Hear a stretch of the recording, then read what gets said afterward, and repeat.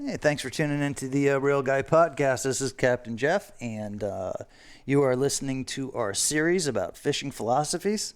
So I have Stephen Busaka, the Sheppard, the world-famous sheepshead fisherman, in the studio today, and we're going to bang out another episode on this series. I hope you guys enjoyed the first one that we did, and I don't know if this will be the second or third or fourth or fifth, but we're going to bang it out right now. And Busaka, how you doing today, man? I'm doing well, man. What's going on? Yeah, nothing. How did you think the first recording of Fishing Philosophies went? Stellar. You liked it? Honestly, I think it went better than I ever could have hoped for. I don't know. I'm not sure if you first got the whole concept when I first explained it to you, but I think by the end of that recording, all of a sudden it occurred to me. Right, you understood, kind of where I was going with this. Yes. And philosophy is a funny thing because everybody has a different perception. Everybody has a different opinion. Everybody knows different things. So it could be thinks they know different things. Right. Whether they're right, wrong, or indifferent. So people's philosophies are totally different. But one of the philosophies that holds true, at least that I've seen over the years, is the whole thing about real guys helping real guys. You know what I mean? Yeah. Now, when I heard you say it before. A lot of people in our social network say it. What is that? What does that mean to you when you hear that? When you say that? Real guy. Like real guys helping real guys. See, I'm happy you say that because to me, so let me tell you what a lot of people have asked me that are outside of our network. Remember, I want to know what goes through your mind. Yes. Okay. So a question that I'll get asked from people outside of our network, because they know I do a podcast with you and they ask kind of what's it about. I always say, it's real. They'll say, what is a real guy? Is that just somebody that fishes, somebody that's good at fishing? And I said, well, yes, but it also is more than that. I said, being a real guy, because guess what? There's plenty of guys that are great fishermen. I said, but what makes you truly, in my opinion, a real guy is you're somebody that's actually willing to help somebody out. So Now that leads into our question of what does it mean, real guys helping real guys? Real guys helping real guys is, you know what? Let's say you're talking to somebody and somebody says, like Carl Ball, for example. I never caught a bonefish, Carl. I'm dying to catch a bonefish. You want to catch a bonefish? I'll take you out. So that to me is an example of a real guy helping a real guy. Okay. That's just one example. Yeah, that's a basic example, and I think that's right. I think what a lot of people don't realize is when real guys helping real guys, you don't have to be like a great fisherman to be a real guy. No. When I think of a real guy, I think the number one thing I think of is if you're to be a real guy is you have to be comfortable with yourself, tell the truth about that, and don't try to pretend or give the persona that you're something that you're not. And in fishing, a lot of times you get that. I don't know what it is, but people want to boast. Maybe it's just ego or whatever. Oh yeah. But it's hard to do that and then help somebody else. So therefore, by process of elimination, you can't be a real guy. You can only be a real guy is if you know something or are good at something or can help another person with something. And it doesn't have to be fishing or related to fishing. It could be, fixing your trailer. I was going to say, hey, or my truck broke down. Can you come give me a hand? Right. And a guy can come give you a hand and he's good with, a wrench and tools or whatever. So, you don't ask, a 90-pound girl that does nails to come help you with a tire. You ask a guy that, is good with a wrench and, doesn't mind getting dirty and sweaty and has a little bit of strength and is, good for that. Yeah. But what I mean is like he has nothing to do with fishing. Fixing trailer hubs, live well pumps, anything, giving you a ride, giving you a bait tip. Just being a good person. Being a good person and wanting to help other good people. You know what I mean? Being honest. Yeah, being honest. a lot of people, they put the ego thing and they said, well, you got to be able to get a dozen to be a real guy. And I was about to bring that up to you too. No. That's not true. That's not true. And you shouldn't ever take your fishing skills or any of your skills and be boastful about it to people that don't have those skills. Yeah. You know what I mean? Because that's not fair. It's not fair. It's not fair. I mean, it's fun in games when you're doing that with your friends. Yeah, I mean, sometimes you guys will joke around. Right, yeah. and you're goofing around, but you know those people. And you're doing that, it's kind of like picking on each other. That's what friends do. Yeah. But I see people do that to people they don't even know. Like, they just met. And they're acting like, they're the best thing since sliced bread. And, oh, let me tell you how to catch a bonefish, or let me tell you how to catch a tarpon, or let me show you how to throw a cast net, all that kind of stuff. And it's like, dude, why don't you help the guy with what he might need instead of telling him how great you are at what he don't even care about? Yeah. You know what I mean? And the real guy helping real guy thing. The other thing, too, about real guys helping real guys is I think it's about work ethic. I think no matter what you're doing, if you have a strong work ethic and then you meet somebody else that has a strong work ethic, there's a natural sort of camaraderie. I was just going to say camaraderie amongst the two. And it breaks all barriers. It breaks racial barriers, like in football. You know what I mean? I played on football teams where I was the minority by far. Yeah. Like the only white dude on the team. And people were like, well, how did that work out? Dude, you went out there, you busted your ass every day. They looked over at you. They didn't see the white kid. They saw the kid that was working hard. And then some of those dudes became my best friends. Why? Because they were working hard. Now, the jerk-off that was on the team that didn't work hard, I guess saying you couldn't be friendly to him or he couldn't be your friend, but it's a different relationship than with the guy that has the work ethic like you. And then you end up spending that much more time with the person that has the work ethic like you. And then if you can't spend the time that has the person that has the work ethic like you sit back and respect what they do. And then you don't mind mimicking yourself after that. Yeah. So the whole concept of like real guy helping real guy, I didn't like make it up. It's just a term that we use. Just kind of coined. Yeah, well, we made the term and use it, like everybody knows what the hell we're talking about. And I think they do in bits and pieces. But talking about it like this, kind of puts the whole thing kind of into perspective. I'll tell you the first story.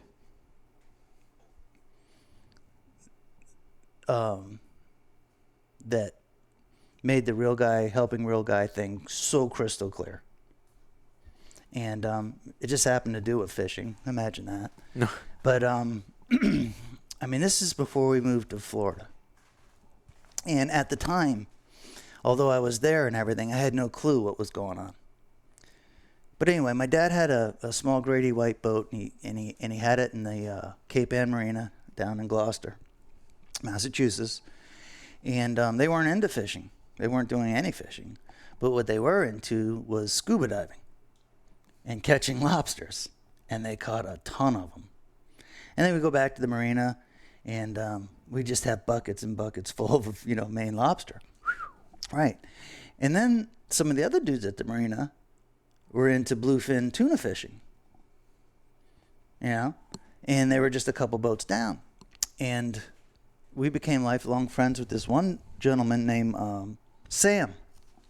Sam had a boat called the Samana. Sam Cardinelli. His son Jason has two boats called the Samana. He runs them out of Jupiter Inlet now. And Jason was just born at the time. And this is like 1975. And long story short is Sam and my father got really friendly because Sam was like, man, this guy crushes the lobsters every weekend. And my dad's looking at him and he's like, man, this guy crushes the tuna fish every weekend.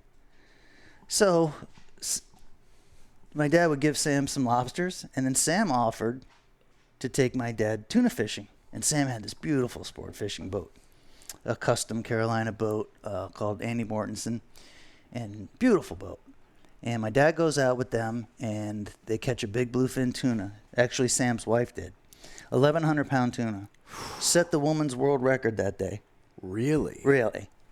And from that day on, my dad got hooked. Literally and figuratively. On bluefin tuna. And Sam, being a real guy that he was like, I'm going to help Joe learn how to do it. In the first season, I think we got one tuna. Yeah, one bluefin tuna. And back then, tunas weren't like super hard to get. There was a lot of them. Really? You couldn't even sell the son of bitches. Oh. Right. There was, there wasn't a Japanese market, developed yet, and most of the time the bluefin tuna was only worth about 50 cents a pound, so they're hardly worth even killing. But Sam knew how to do it. He was a great fisherman, and he knew all the other dudes that were into the fishery.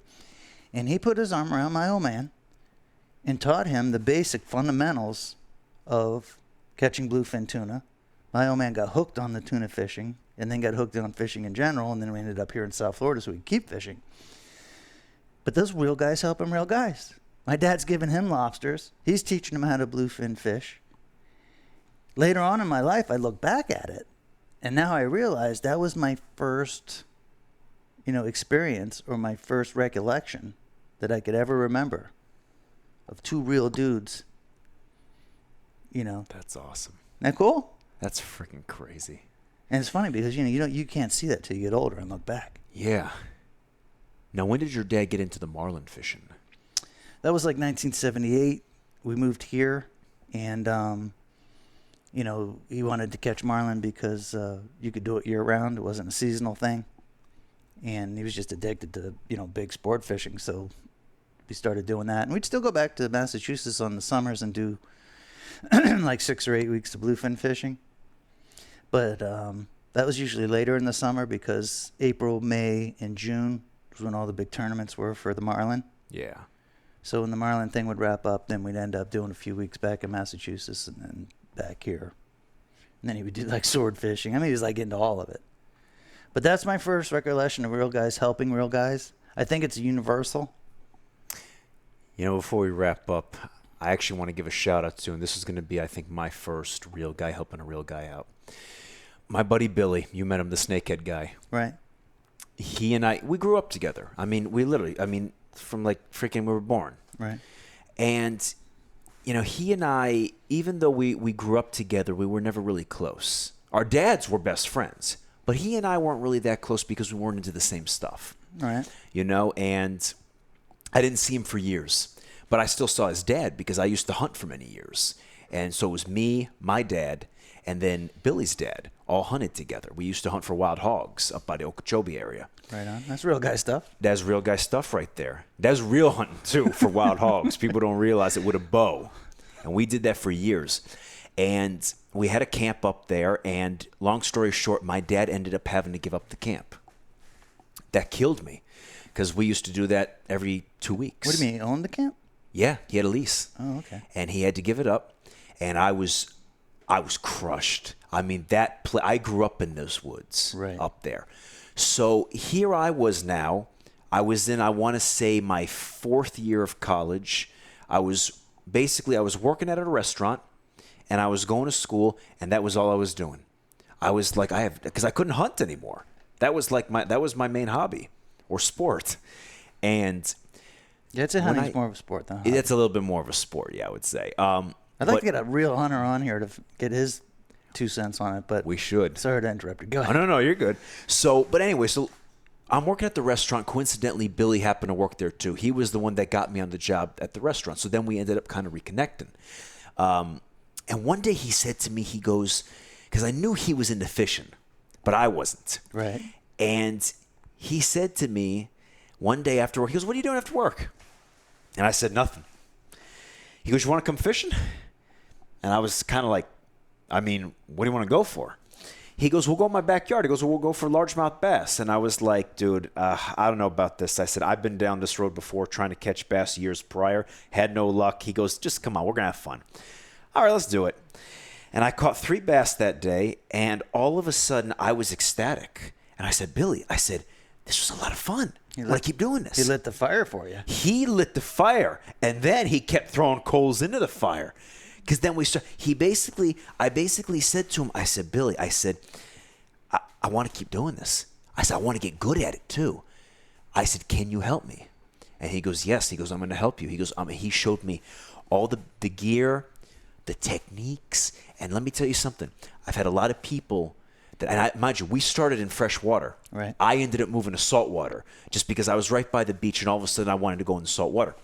But let me tell you, the stuff that he taught me with bass fishing for fresh water, I still use to this day when I fish the beach for snook and jacks.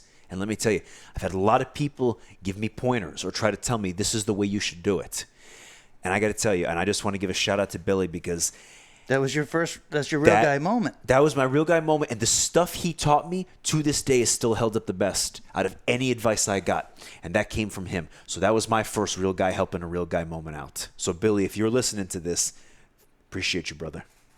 I guarantee you that the majority of listeners out there had a real guy moment. They remember it.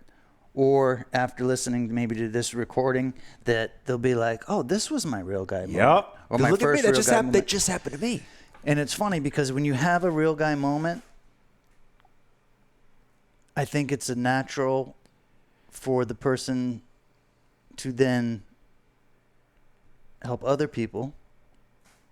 And that's the whole thing we're talking about. That's real guys helping real guys.